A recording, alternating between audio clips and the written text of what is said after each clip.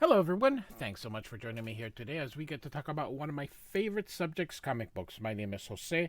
I love comic books. I love talking about them. I love sharing them with you. Feel free to follow me on social media if you would like. Links are in the description below. I've also posted a link to the Marvel fan site that I have plot synopsis and character bios for this issue.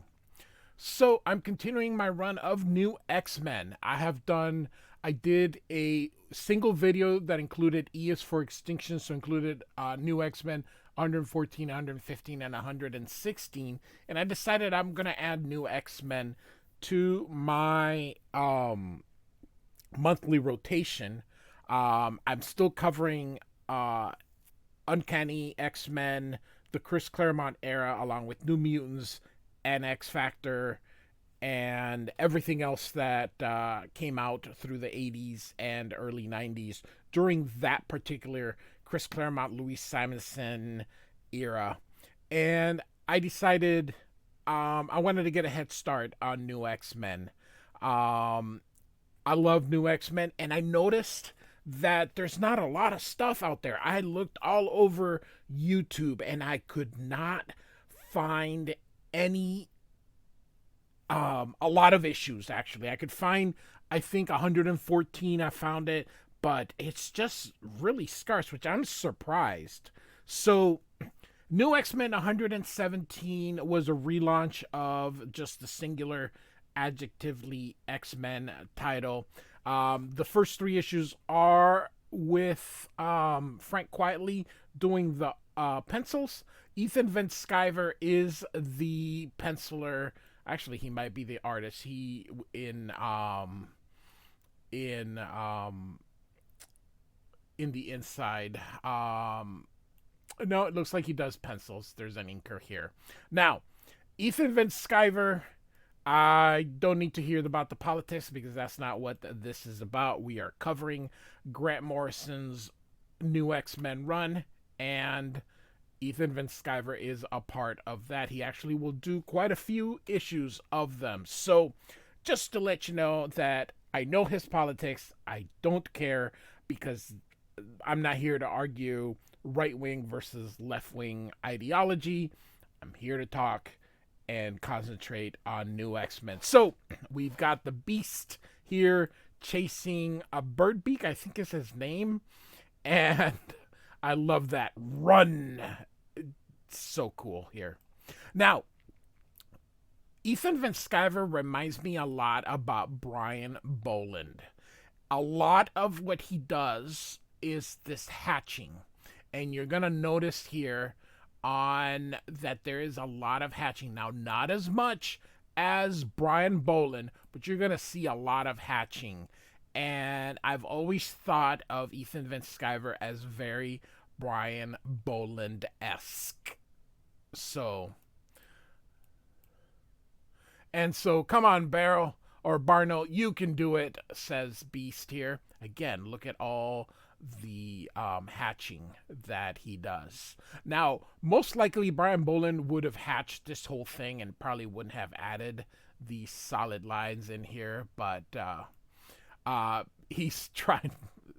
Beak is trying to fly. I love that he's got a chain with a lock here, and Beast catches him. Now this is a beastly looking Beast, if I may say so myself. And Beast says that was pretty good, and he says, "You're crushing my lungs. If you'd been for real, I'd be totally dead," he says.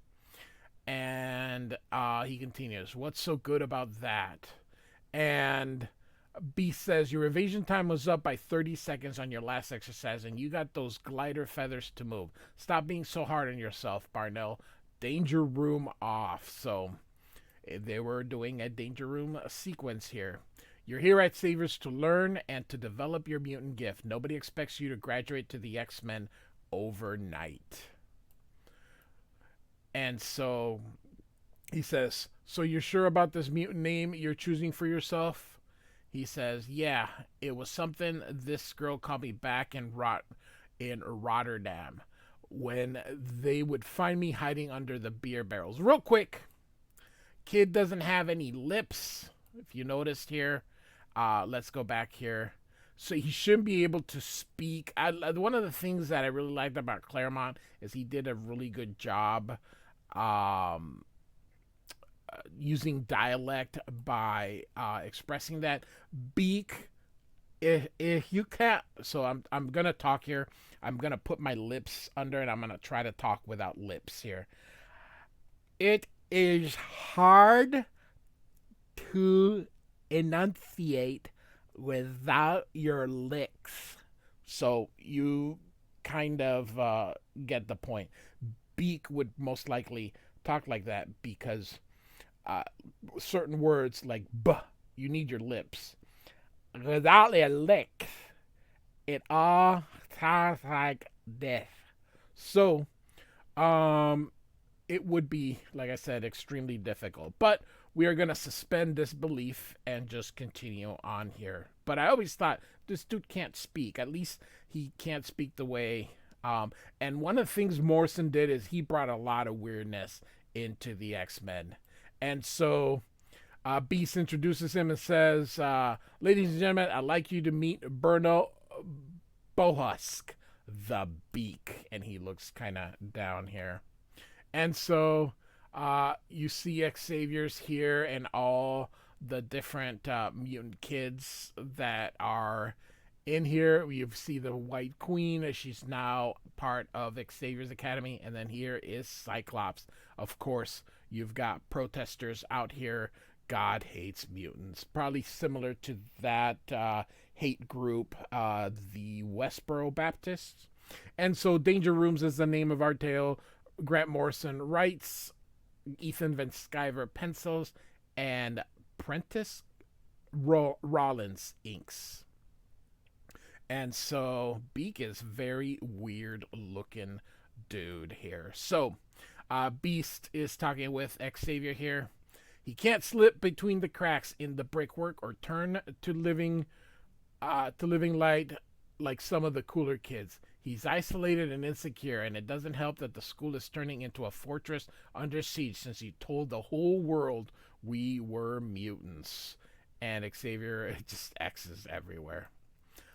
And so the Beast continues. The Beak. He was a prized titanium baseball bat. He has a prized titanium baseball bat he promised to entrust me with. Am I just being sentimental, Professor? Says the Beast. And Xavier says no one should feel outcast or alone or ugly, especially not here at Xavier's. Is it Xavier or Xavier? I always thought it was a lot of people just say Xavier, but I think it's Xavier. In Spanish, it's Javier, just like it's Mexico, not Mexico, and Texas instead of Texas. So in Spanish, they use the J sound, so he would be Javier, but in English, it's Xavier. So anyway, so he says, we continue here. Perhaps I should take a look inside the boy's head. Shyness and psychological damage can often be corrected by deleting painful memories. The old Xavier would never have done that. Professor was during the Chris Claremont era was a little bit more human, but there's been a transition between writers, kind of making him a little bit more cold. And so, anyway, he says, "You seem happy, Henry." And the Beast says, "I have a date tonight." And he says, "Yes, so do I." And so, the Beast is all dressed up, and here we go. "Hi, Hank." "Well, hello, Trish." Rawr. So Trish, he was still dating Trish Tilby, and this is an answering machine. Days before voicemail. Are you ready for a balloon ride across upstate New York with champagne?" And so she's saying, "I'm sorry I'm being such a coward about this, Hank, but I'm calling you from Washington, and it's not you, it's me." "Oh, you love the lovely. It's not you, it's me. You're still the same lovely Hank inside, even since you've changed so much, but I know you can't help your eyes, but you look at me like I'm prey sometimes, and The Inquirer ran a story about us. The word bestiality was used 3 times. I couldn't do anything to hurt you, dear, lovely Hank, but this could ruin my career as a broadcaster. And then she goes, "Oh God, I didn't mean it like that. Oh Hank, I'm making such a mess. I am so sorry." And real quick, look, I wonder if this was digital or if he just Xeroxed this, because there's no way that he drew this 3 times. I guarantee you that this was not drawn 3 times. But I like how the fact that they kept it there. So anyway, you can see as she dumps him that he's not doing very well here. And so we got Wolverine with this deer here, and he goes and sniffs here, and he says, "How'd you find me, Genie?" And so the deer goes away, running, very, very pretty there. And she she says, "Alpha waves, they make your mind glow. Is that yoga?" she says. And he says, "It's Zen meditation. I got half burned to death, and then the flesh was stripped off my arm all in one day," he says. Kind of maxed out on my healing factor," he continues. "Meditation strengthens the immune system, flattens out the pain." And Jean says, "That's why you've been here up here for 4 days?" And Wolverine says something like that. "I've been trying to figure out what that big star is. They're in the middle of Orion's belt." And then he points at it and says, "Looks like a spaceship." "Yeah, well, that's because it is a spaceship. After coming out of as a mutant on global TV, the professor has decided to take a surprise vacation with Empress Lilandra in the Shi'ar galaxy, leaving us to deal with the mob at the Institute gates. Maybe I'd do the same if my ex ran his own space empire. It all seems so weird," continues Jean. And Wolverine, I like the silhouette here. And Wolverine says, "What about you, Genie? Long climb for a fortune cookie." And she says, "Oh, you know, Scott, me, same old, same old." And she says, "Forget it. You always belonged with that guy, Genie. Couple of Dudley do-rights, making this world safe for whatever it is this week." And she says, "I don't think even Scott knows. I've never felt anything like the feeling Scott and I used to share. And when we found him again, I thought it would all just go back to normal, but he's so different, Logan. I don't know who he is anymore." And it's kind of funny because I'm covering X Factor, and he dumped his wife Madeline Pryor for a return to Jean Grey. It's just funny to see Cyclops' evolution. So now he seems distant here. Anyway, she says, "My telekinetic gifts are coming back, and it's like this big muscle. I feel so strong and alive. And Scott's just somewhere else. I don't know. My head's hollow, and I feel really lonely, Logan." Now, during X Factor, during her return, she actually had lost her telepathy and only had her telekinesis. So now here, she had no telekinesis, and only telepathy. So kind of going flip flop here. And so she says, "And you're my friend." There's always been something between between Wolverine and Jean Grey here.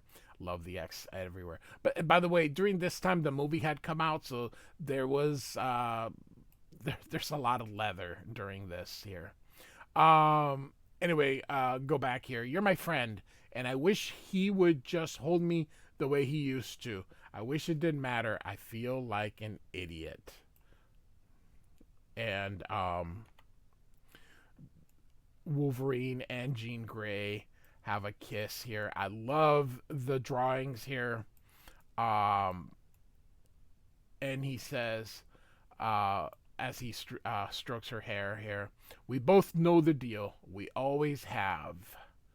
It would never work between us, he says. And so Cyclops is looking out, and you can see here the White Queen is behind him.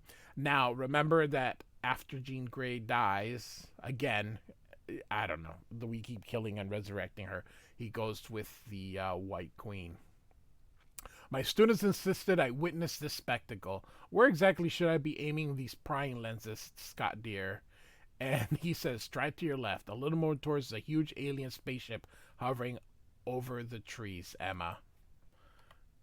And nice nice vertical panel here, kind of showing above the school here. We have 5 permanent teaching staff along with field agents. There are currently 152 pupils, all mutants. And so another vertical panel. Behind the wood paneled walls, beneath the polished floorboards of the Xavier Institute, lies a state-of-the-art mutant location and rescue facility. So that is the Beast speaking with the professor here. And they enter this room here. The entire operation has been secret for years. And Xavier, I think he speaks first. Human protests will fade when they see we have nothing to hide or and much to offer them. Oh, okay. So no, he does continue here. I thought we went here, here, and here. My bad. And you chose now for the X-Men to go public. Is this wise? And then the Xavier says that. And then he continues here. Mutants have lived in fear and cowered behind masks for too long.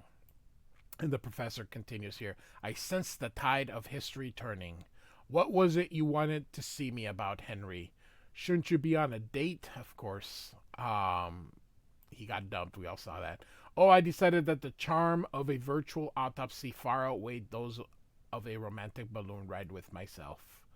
And so he says, her real body's still in deep freeze, but I made a computer dissection model of Cassandra Nova entity shortly after she killed us all. And, says the professor, what is it, Henry? And so that's what we have here is Cassandra Nova here. You cross-referenced Cassandra Nova's DNA with Cerebra's genetic library files, didn't you? And he says, yes, that's exactly right. I wanted to see if we had encountered anything like her before. And why does Cassandra Nova have the same DNA as you, Professor? And we see a crooked smile. Well, that's because I'm his genetic twin, Henry. It's actually that simple. Charles and I have shared a unique psychic frequency since conception. It was easy for me to climb inside his wonderful brain and take over. And so Cassandra has possessed Xavier here. Do you get it now? Charles has left the building. I'm Cassandra Nova Xavier. How does it feel to have someone throw upon your soul, Henry?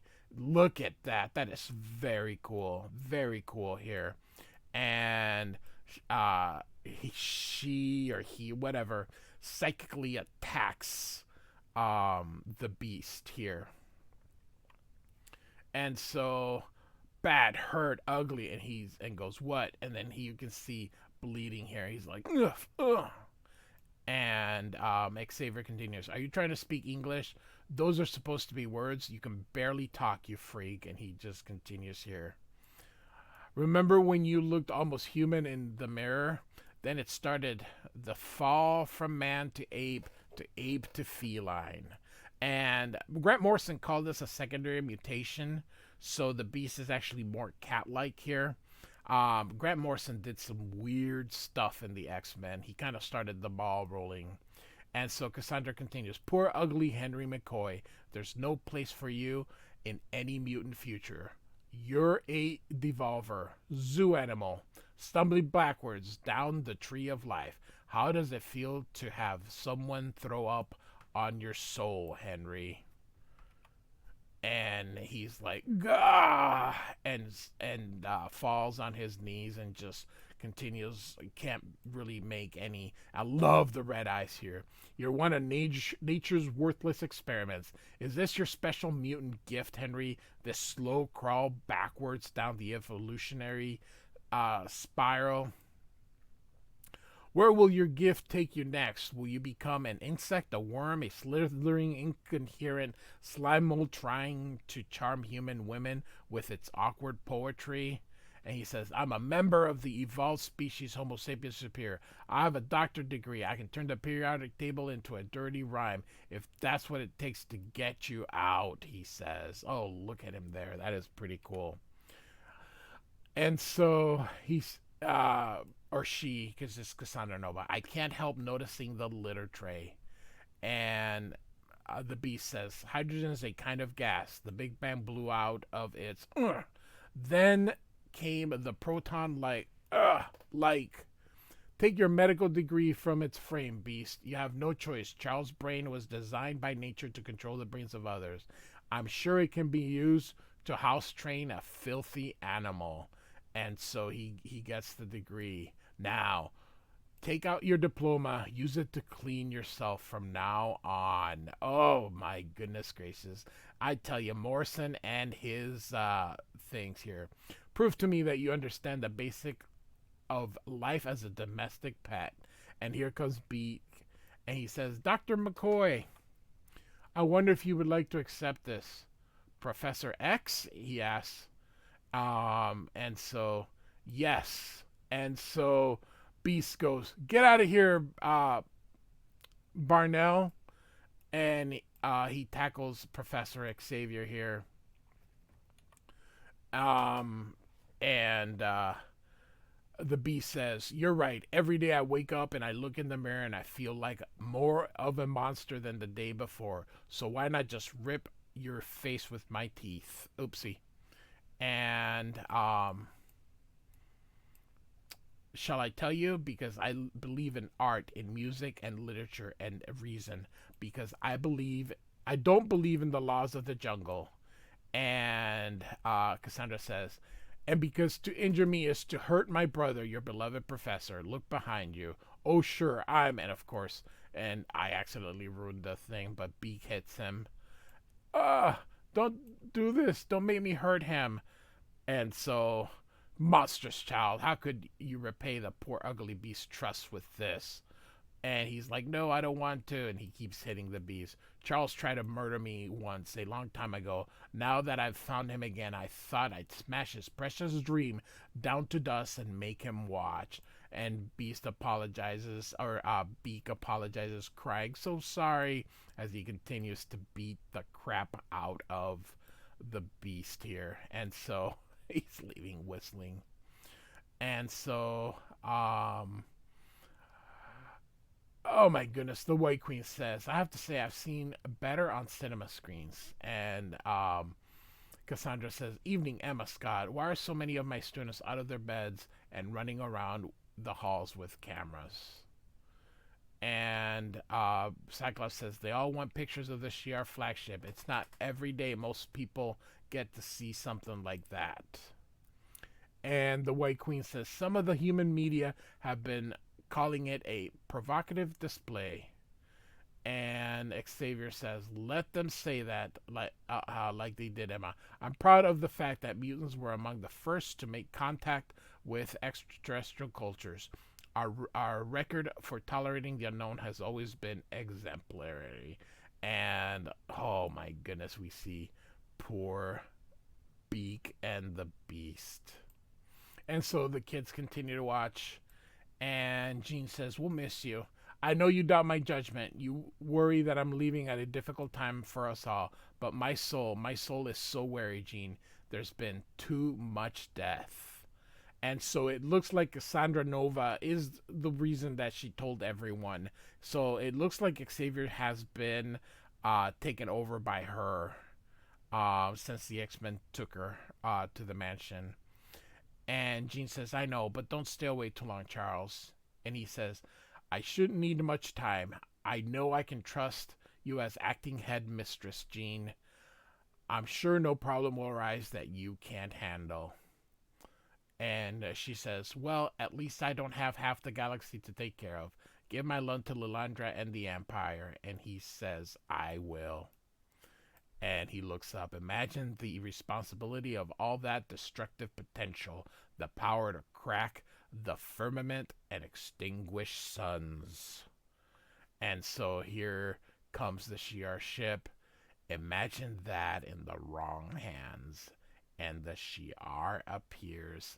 And thus endeth issue 117. So, new X-Men, Grant Morrison, Ethan Van Sciver, continuing that that really cool era of X-Men. So, like and subscribe. I do thank you for listening.